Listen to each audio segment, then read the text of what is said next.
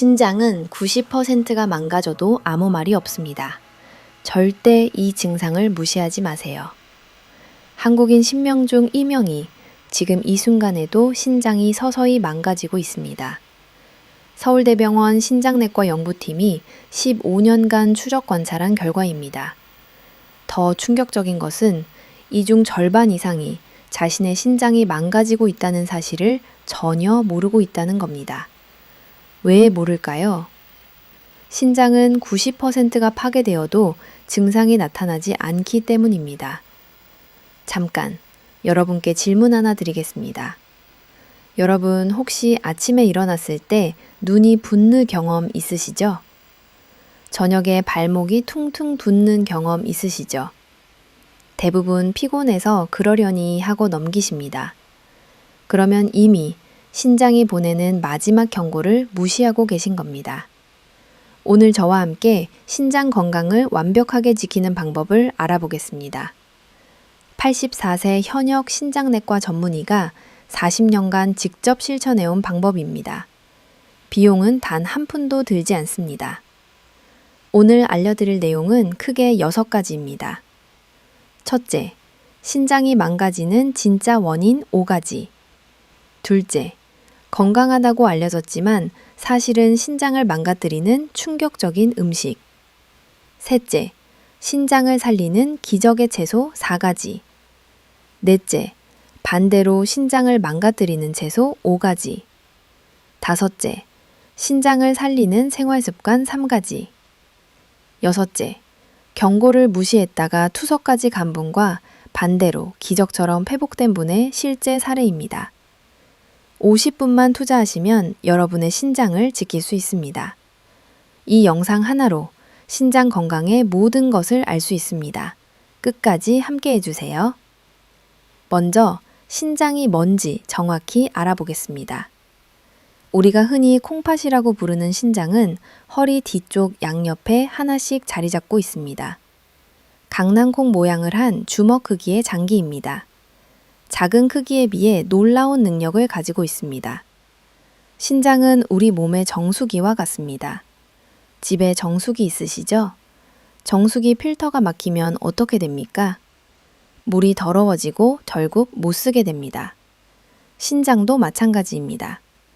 그런데 여기서 중요한 차이가 있습니다. 정수기 필터는 갈아 끼우 비우면 됩니다. 하지만 신장은요? 한번 망가지면 새 것으로 바꿀 수 없습니다. 이식받지 않는 한 평생 그 신장으로 살아야 합니다.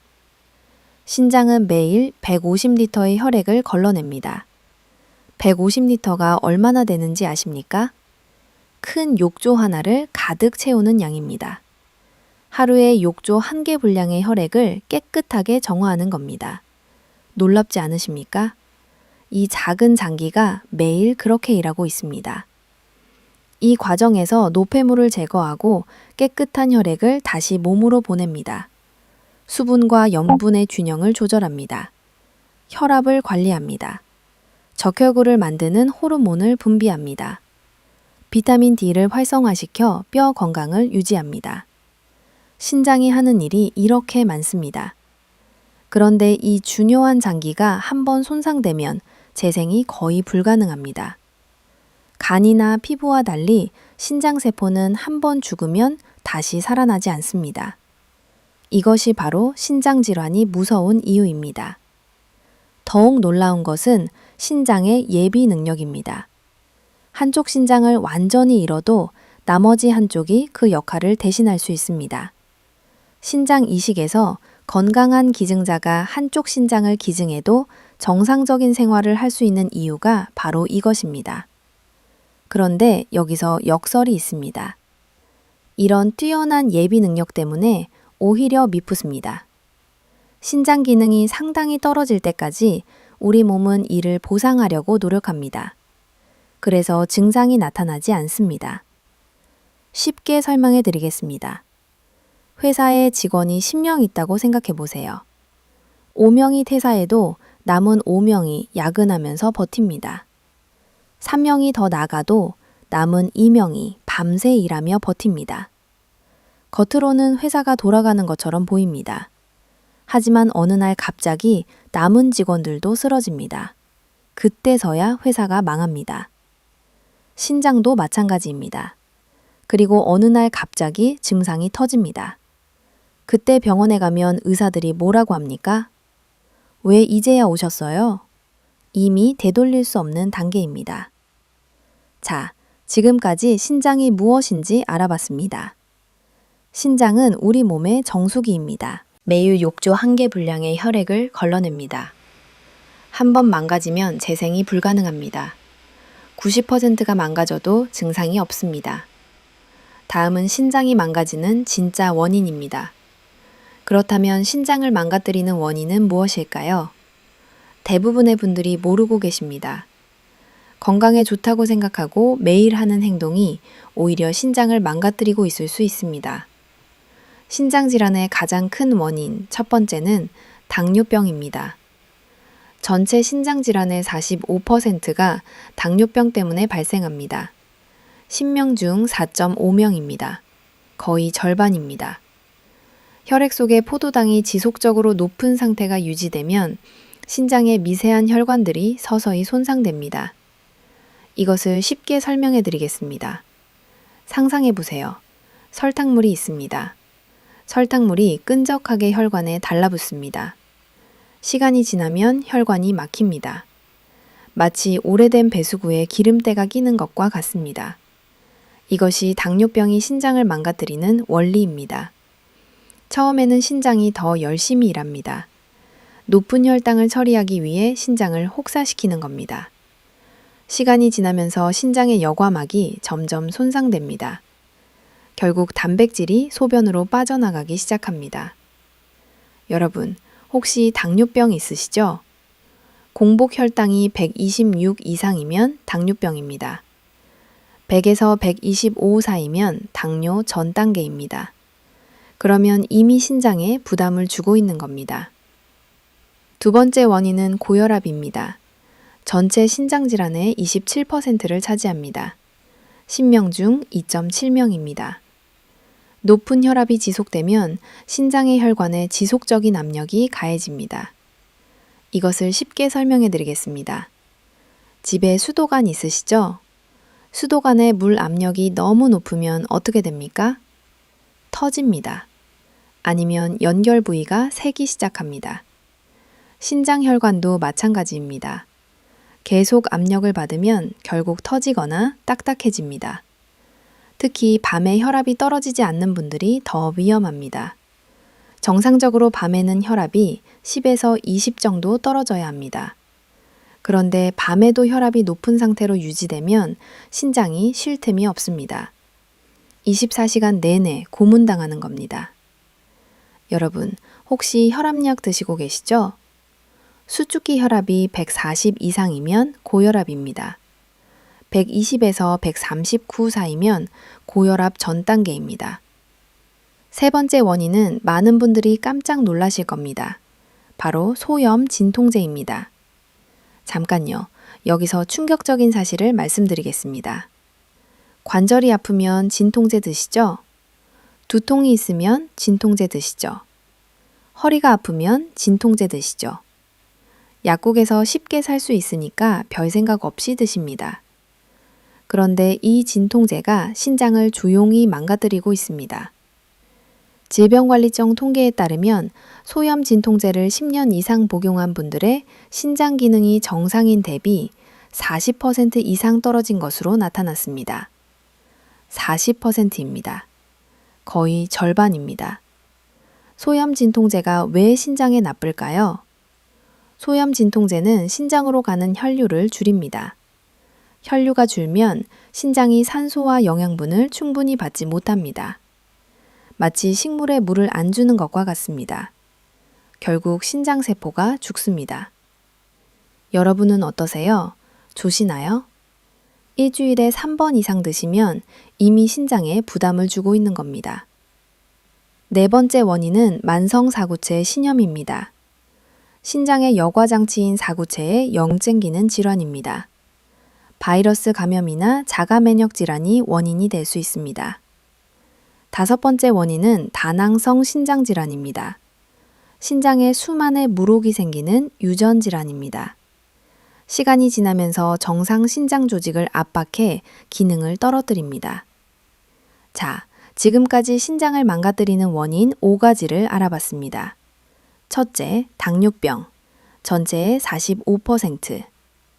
둘째, 고혈압, 전체의 27%. 셋째, 소염 진통제.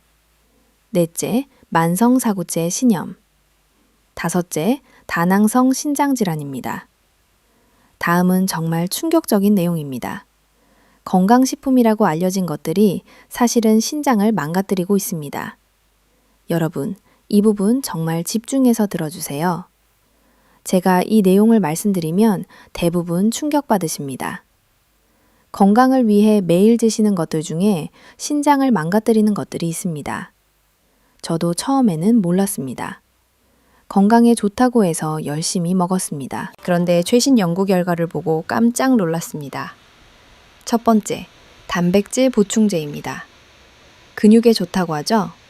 건강을 위해 드시는 분들 많으시죠? 하지만 과도한 단백질 섭취는 신장에 엄청난 부담을 줍니다. 단백질을 분해하면 요소라는 노폐물이 생깁니다. 이 노폐물을 처리하는 게 신장입니다. 단백질을 많이 먹으면 신장이 더 많이 일해야 합니다. 마치 세탁기에 빨래를 2배로 넣는 것과 같습니다. 기계가 빨리 망가집니다. 서울대병원 연구에 따르면 하루 권장량의 2배 이상 단백질을 섭취한 그룹에서 신장 기능 저하 위험이 1.7배 높았습니다. 두 번째, 종합 비타민입니다. 이것도 충격이시죠? 건강을 위해 매일 드시는 분들 많으십니다. 하지만 일부 비타민은 신장에서 배출됩니다. 특히 비타민 C를 과다 복용하면 신장 결석 위험이 2배 높아집니다. 연세대 세브란스 병원 연구 결과입니다. 비타민 C를 하루 1000mg 이상 복용한 그룹에서 신장 결석 발생률이 2.1배 높았습니다. 세 번째, 건강즙입니다. 이건 정말 많은 분들이 드십니다. 양파즙, 마늘즙, 도라지즙, 건강에 좋다고 하니까요. 하지만 이런 즙들은 칼륨이 농축되어 있습니다. 신장 기능이 떨어진 분들에게는 독이 될 수 있습니다. 특히 양파즙 한 포에는 생양파 2개 분량의 칼륨이 들어 있습니다. 신장이 약한 분이 매일 드시면 고칼륨 혈증 위험이 있습니다. 그렇다면 어떻게 해야 할까요? 단백질은 체중 1kg당 0.8g이면 충분합니다. 60kg이면 48g입니다. 계란 2개와 두부 반 모면 됩니다. 비타민은 종합 비타민 하나면 충분합니다. 추가로 드실 필요 없습니다. 건강즙은 신장 기능 검사 후 전문가와 상담하고 드세요. 자, 지금까지 건강식품의 함정에 대해 알아봤습니다. 단백질 보충제, 과다 비타민, 건강즙. 좋다고 무조건 많이 먹으면 안 됩니다. 적당히가 답입니다. 다음은 신장이 보내는 경고 신호입니다. 이 상태가 계속되면 어떻게 될까요? 신장은 서서히 경고를 보냅니다. 하지만 대부분 무시합니다. 나이 탓이도이라고 생각합니다. 피곤해서 그렇다고 넘깁니다. 첫 번째 경고 신호는 피로감입니다. 신장 기능이 떨어지면 독소가 쌓입니다. 독소가 쌓이면 온 몸이 피곤해집니다. 잠을 자도 개운하지 않습니다. 기운이 없습니다. 팔다리가 무겁습니다. 대부분 나이 탓이라고 생각합니다. 하지만 이것이 신장의 첫 번째 경고입니다. 두 번째 경고 신호는 부종입니다. 특히 아침에 얼굴이 붓고 저녁에 다리가 붓는 증상이 반복됩니다. 양말 자국이 깊게 남습니다. 손가락으로 누르면 자국이 오래 남습니다. 반지가 안 빠집니다. 신장이 수분을 제대로 배출하지 못해서 생기는 현상입니다. 세 번째 경고 신호는 소변의 변화입니다. 소변에 거품이 많이 생깁니다. 정상적인 소변에도 약간의 거품이 생길 수 있습니다. 하지만 거품이 5분 이상 지속되거나 맥주 거품처럼 조밀하다면 단백뇨입니다. 지금 바로 확인해 보세요. 다음에 화장실 가실 때 거품이 얼마나 오래 남는지 보세요. 소변 색깔도 중요합니다. 콜라색처럼 진하거나 홍차색을 띠거나 선홍색을 보이면 혈뇨입니다. 즉시 병원에 가셔야 합니다. 네 번째 경고 신호는 밤에 소변을 자주 보는 것입니다. 정상적으로 밤에는 소변 농축 능력이 높아져서 자주 화장실에 가지 않습니다. 그런데 신장 기능이 떨어지면 소변을 농축하지 못해 밤에 자주 깨게 됩니다. 밤에 2번 이상 화장실에 가시면 신장 기능 저하를 의심해 보셔야 합니다. 다섯 번째 경고 신호는 입맛의 변화입니다. 음식 맛이 이상하게 느껴집니다. 금속 맛이 나기도 합니다. 입냄새가 심해집니다. 이것은 독소가 쌓여선 어떠세요? 이 증상 중에 해당되는 것이 몇 개나 있으세요? 3개 이상이면 지금 바로 병원에 가셔서 검사를 받으세요. 이 상태가 계속되면 결국 어떻게 될까요? 여기서 실제로 일어난 일을 말씀드리겠습니다. 68세 박순자 할머니 이야기입니다. 이분은 경고를 무시하셨습니다. 박순자 할머니는 10년간 고혈압과 당뇨를 앓으셨습니다. 약은 드셨지만 식단 관리는 안 하셨습니다. 짜게 드시고 단 것을 좋아하셨습니다. 2년 전부터 다리가 붓기 시작했습니다. 피곤하셔서 그런 줄 알았습니다. 소변에 거품이 있었습니다. 나이 들면 다 그런 줄 알았습니다. 아들이 병원 가자고 했습니다. 괜찮다고 바쁘다고 미루셨습니다. 그러다 어느 날 갑자기 숨이 차고 온몸이 붓기 시작했습니다. 응급실에 실려가셨습니다. 검사 결과 4구체 여과율이 12였습니다. 말기 신장질환이었습니다. 의사가 말했습니다. 다음 주부터 투석 시작하셔야 합니다. 박순자 할머니는 무너지셨습니다. 지금 박순자 할머니는 일주일에 3번 병원에 가십니다. 매번 4시간씩 기계에 연결되어 계십니다. 여행은 꿈도 못 꿉니다. 손주 돌잔치에도 못 가셨습니다. 투석날이었거든요. 가장 힘든 건 뭔지 아십니까? 며느리가 매번 병원에 데려다 줘야 한다는 겁니다. 박순자 할머니가 말씀하셨습니다. 그때 아들 말 듣고 병원 갔으면 이렇게 안 됐을 텐데 2년만 빨리 알았어도 지금은 너무 늦었어요. 자식들한테 짐이 됐어요. 이것이 현실입니다. 경고를 무시하면 이렇게 됩니다. 하지만 여러분 너무 두려워하지 마십시오. 다행히 방법이 있습니다. 반대로 기적처럼 회복된 분도 계십니다. 잠시 후에 그 이야기도 해드리겠습니다. 자, 지금까지 신장의 경고신호 5가지와 무시했을 때 일어나는 일을 알아봤습니다. 피로감, 부종, 소변의 변화, 야간 빈뇨, 입맛의 변화입니다. 이 증상이 있으면 미루지 말고 즉시 검사를 받으세요. 다음은 신장을 살리는 기적의 채소입니다. 그렇다면 어떻게 해야 할까요? 서울대병원 신장내과 교수님이 알려주신 방법입니다. 30년간 신장질환을 연구하신 분입니다. 하나하나 알려드리겠습니다. 먼저 신장을 살리는 기적의 채소 4가지입니다. 첫 번째 채소는 오이입니다. 많은 분들이 오이는 수분만 많고 영양가가 없다고 생각하십니다. 사실 그것은 완전히 잘못된 상식입니다. 오이는 신장 환자에게 하늘이 내려준 선물과 같습니다. 왜 그럴까요? 오이에는 규소라는 특별한 성분이 들어 있습니다. 규소가 뭔지 아십니까? 신장세포가 산화되어 손상되는 것을 막아주는 강력한 방패입니다. 마치 철이 녹쓰는 것을 방지하는 코팅제와 같습니다. 우리 신장은 매일 혈액속 속의 독소를 걸러내느라 엄청난 스트레스를 받습니다. 염증 수치가 높아지기 쉽습니다. 이때 규소가 투입되면 염증을 가라앉히로 손상된 세포를 복구합니다. 더 중요한 것은 오이의 칼륨 함량입니다.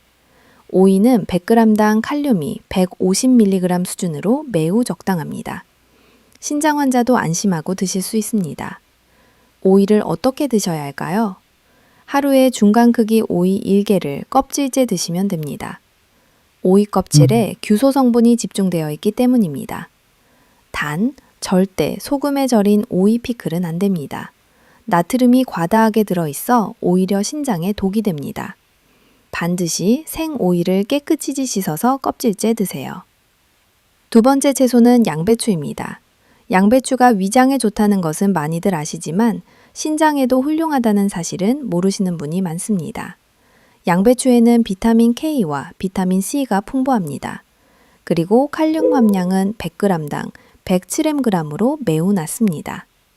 양배추가 신장에 좋은 진짜 이유가 있습니다. 양배추에는 천연 해독 성분이 풍부합니다. 이 성분이 혈액 속 독소를 분해해서 신장이 쉽게 배출할 수 있도록 도와줍니다. 이것을 쉽게 설명해 드리겠습니다. 집에 하수구가 막힌 적 있으시죠? 세정제를 부으면 뻥 뚫리죠? 양배추가 바로 그 역할을 합니다. 혈액 속 독소를 분해해서 신장이 쉽게 배출할 수 있게 합니다. 양배추를 어떻게 드셔야 할까요? 생으로 채 썰어서 샐러드로 드시거나 살짝 데쳐서 드시면 됩니다. 양배추를 오래 끓이면 영양소가 파괴되니 주의하세요.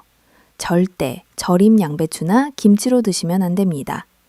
소금에 절여진 양배추는 나트륨이 너무 높아 혈압을 높이고 신장을 망가뜨립니다.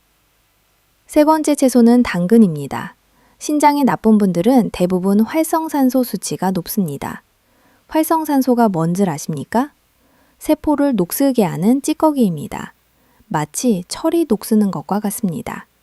자동차가 오래되면 녹이 슬죠? 우리 몸의 세포도 마찬가지입니다. 이 활성산소가 쌓이면 신장 조직을 공격하고 염증을 일으킵니다. 당근은 바로 이 활성산소를 잡는 킬러입니다. 당근에 들어있는 베타카로틴이 활성산소의 생성을 억제합니다. 이미 생성된 독소도 소변으로 빨리 배출되도록 돕습니다. 또한 당근은 혈당 지수가 낮습니다. 당뇨병이 있는 신장 환자분들도 안심하고 드실 수 있습니다. 당근을 어떻게 드셔야 할까요? 당근은 익혀서 드시는 것이 더 좋습니다. 베타카카로틴은 지용성이라 기름과 함께 익히면 흡수율이 훨씬 높아집니다. 하루 중간 크기 당근 1개를 살짝 데치거나 쪄서 드시면 됩니다. 올리브유 1방울과 함께 드시면 영양 흡수가 극대화됩니다. 네 번째 채소는 무입니다. 한국의 무는 전 세계적으로도 신장 건강에 좋은 슈퍼푸드로 인정받고 있습니다. 무에는 소화 효소가 아주 풍부합니다. 이 효소가 노폐물과 독소를 분해하여 소변으로 부드럽게 배출시킵니다. 마치 음식물 쓰레기 분쇄기가 쓰레기를 잘게 부숴서 배수구로 보내는 것과 같습니다. 또한 무에는 항염증 성분이 들어있습니다. 신장의 사고체, 염증을 가라앉혀주는 역할을 합니다. 신장이 나빠지면 몸에 열독이 쌓이고 붓기가 심해집니다. 이때 시원한 무 한 조각은 신장에 열을 내리고 붓기를 빼주는 최고의 명약입니다. 무를 어떻게 드셔야 할까요? 무를 드실 때는 껍질을 깎지 마시고 깨끗이 씻어서 껍질째 드세요. 무의 껍질에는 과육보다 5배나 많은 항산화 성분이 들어있습니다. 하루에 무 반 개 정도를 꾸준히 드시면 소변색이 맑아지고 몸에 붓기가 빠지는 것을 일주일 안에 느끼실 수 있습니다. 자, 신장을 살리는 채소 4가지를 정리해 드리겠습니다. 첫째, 오이. 주소 성분이 신장을 보호합니다. 하루 1개 껍질 드세요. 둘째, 양배추. 천연 해독 성분이 독소를 분해합니다. 생으로 또는 살짝 데쳐서 드세요. 셋째, 당근. 베타카로틴이 활성산소를 잡습니다. 익혀서 올리브유와 함께 드세요. 넷째, 무. 항염증 성분이 신장염증을 가라앉힙니다. 껍질째 하루 반 개 드세요. 다음은 반대로 피해야 할 채소입니다. 이 부분도 충격적입니다. 여기서 중요한 것이 있습니다. 반대로 신장을 망가뜨리는 채소도 있습니다. 많은 분들이 깜짝 놀라실 텐데요. 건강에 좋다고 알려진 일부 채소들이 신장에는 부담을 줄 수 있습니다. 신장 건강이 좋지 않은 경우 특히 만성 신장질환 환자는 특정 채소를 섭취할 때 매우 주의해야 합니다. 왜 그럴까요? 주로 채소에 함유된 칼륨과 옥살산 성분 때문입니다. 칼륨이 뭔지 아십니까? 칼륨은 원래 우리 몸에 필요한 미네랄입니다. 근육을 움직이고 심장을 뛰게 합니다. 하지만 신장 기능이 떨어지면 칼륨을 출하지 못합니다. 그러면 혈액 속에 칼륨이 쌓입니다. 이것을 고칼륨 혈증이라고 합니다. 초기에는 손발이 저리고 입 주변이 마비되는 느낌이 듭니다. 심하면 근육이 약해지고 심장 박동이 불규칙해집니다. 최악의 경우 심장이 멈출 수 있습니다. 심장이 멈춘다고요? 채소 때문에요? 믿기 어려우시죠? 하지만 사실입니다. 그렇다면 어떤 채소를 주의해야 할까요? 첫째, 시금치입니다. 시금치는 건강한 사람에게는 좋은 채소입니다. 철분과 비타민이 풍부합니다.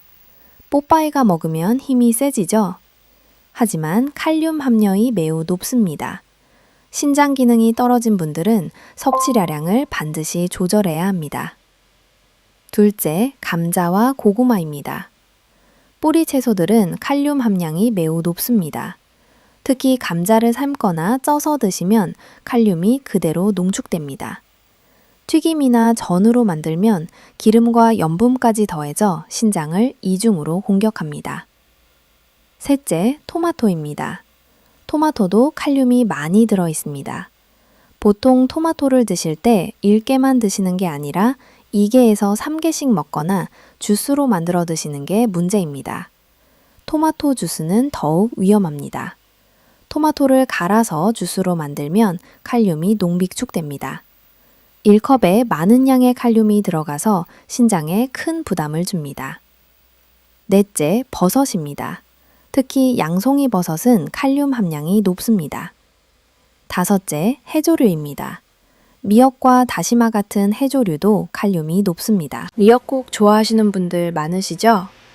신장이 안 좋으시면 조심하셔야 합니다. 이런 채소들을 완전히 피할 필요는 있을까요? 다행히 아닙니다. 조리 방법을 바꾸면 칼륨을 줄일 수 있습니다. 첫 번째 방법은 데치기와 삶기입니다. 채소를 끓는 물에 데치거나 삶으면 칼륨 성분이 물에 녹아 빠져나갑니다. 이 방법을 사용하면 칼륨 함량을 30%에서 50%까지 줄일 수 있습니다. 중요한 것은 데친 물은 반드시 버리고 채소만 사용해야 합니다. 데친 물에 칼륨이 녹아있기 때문입니다. 절대 데친 물로 국을 끓이시면 안 됩니다. 두 번째 방법은 물에 담가두기입니다. 채소를 얇게 썰어서 찬물에 2시간 이상 담가두면 칼륨이 상당량 빠져나갑니다. 중간에 물을 한두 번 갈아주면 더욱 효과적입니다. 세 번째로 가장 중요한 것은 전문가 상담입니다. 개인의 신장 기능 상태와 혈중 칼륨 수치에 따라 섭취 가능한 채소의 종류와 양이 달라집니다. 반드시 전문의나 영양사와 상담하여 식단을 조절하세요. 자, 피해야 할 채소 5가지를 정리해 드리겠습니다. 시금치, 감자, 토마토, 버섯, 해조류입니다. 이 채소들은 데쳐서 드시고 데친 물은 버리세요. 물에 담가서 칼륨을 빼고 드세요. 전문가와 상담하세요. 다음은 신장을 살리는 생활 습관입니다. 이제 신장을 살리는 생활 습관 3가지를 알려드리겠습니다. 돈 한 푼 안 들고 내일 아침부터 바로 시작할 수 있습니다. 첫 번째 습관은 싱겁게 먹기입니다. 가장 기본이자 가장 중요합니다. 하루 나트륨 섭취량을 2000mg 이하로 제한해야 합니다. 소금으로 환산하면 5g 이하입니다. 5g이 얼마나 되는지 아십니까? 작은 숟가락 하나 정도입니다. 손톱 크기만큼입니다. 그런데 우리나라 사람들의 평균 나트륨 섭취량이 얼마인지 아십니까? 세계보건기구 권장량의 2배가 넘습니다. 우리 모두 너무 짜게 먹고 있습니다. 라면 한 봉지에 하루 권장량의 3배가 넘는 나트륨이 들어 있습니다. 라면 한 번 드시면 3일치 소금을 드시는 겁니다. 찌개 한 그릇에도 하루 권장량에 가까운 나트륨이 포함되어 있습니다. 짠 음식이 신장에 해로운 이유가 뭘까요? 단순히 혈압을 올리기 때문만이 아닙니다. 과도한 나트륨은 신장의 여과 기능에 직접적인 부담을 줍니다. 단백뇨를 증가시킵니다. 칼슘 배설을 증가시켜 신장결석의 위험도 높입니다. 나트륨을 줄이는 쉬운 방법을 알려드리겠습니다. 첫째, 가공식품을 피하세요. 가공식품에는 나트륨에서 엄청나게 들어 있습니다. 햄, 소시지, 라면, 과자, 다 피하세요. 둘째, 소금 대신 마늘, 생강, 후추, 허브를 쓰세요. 셋째, 레몬즙이나 식초를 뿌리세요. 신맛을 이용하면 짠맛 없이도 맛있게 드실 수 있습니다. 처음 2주는 힘드십니다. 입맛이 없으십니다. 하지만 2주만 참으세요. 그러면 혀가 적응 짠 음식이 너무 짜게 느껴지십니다. 외식할 때도 주의하세요. 찌개류와 국물류는 되도록 피하세요. 구이나 찜 요리를 선택하세요. 소스류는 따로 달라고 해서 적게 사용하세요. 두 번째 습기나는 물 마시기입니다.